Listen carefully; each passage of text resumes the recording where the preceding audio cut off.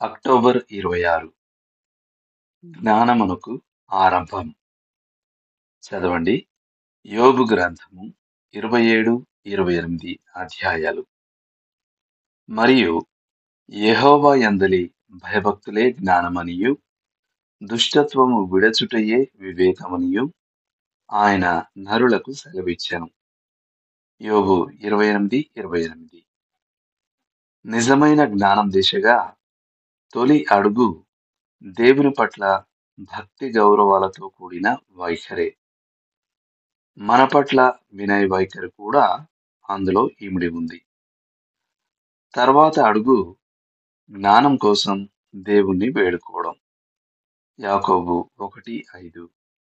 మరియు ఆయన జ్ఞాన సముపార్జనకై మనకిచ్చే సాధనాలను శ్రద్ధతో ఉపయోగించుకోవడం.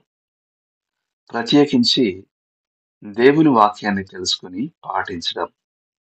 మత్తయి 7:21-29 వరకు. కేవలం చదివినంత మాత్రాన సరిపోదు. మనల్ని చేయమని దేవుడు చెప్పిన దానికి తప్పక లోబడాలి. యోహాను 7:17. మనం విశ్వాసంతో నడుచుకునే కొలది మన జీవితంలోని దైనందిన విషయాల్లో మనం దేవుని జ్ఞానాన్ని కనుగొంటాం. ఆధ్యాత్మిక జ్ఞానం కేవలం భావనాత్మకం కాదు. అది వ్యక్తిగతం మరియు ఆచరణాత్మకం. సంఘంలోని ఇతర విశ్వాసులతో సహవాసం చేస్తూ ఒకరితో ఒకరం పంచుకుంటూ ఉన్నప్పుడు మనం జ్ఞానాన్ని నేర్చుకోగలం.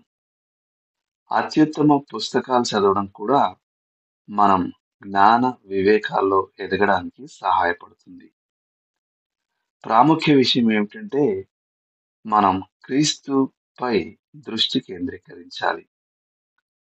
ఎందుకంటే ఆయన మన జ్ఞానమై ఉన్నాడు. కొరింథీయులకు రాసిన మొదటి పత్రిక 1వ అధ్యాయం 23, 24 వచనాలు.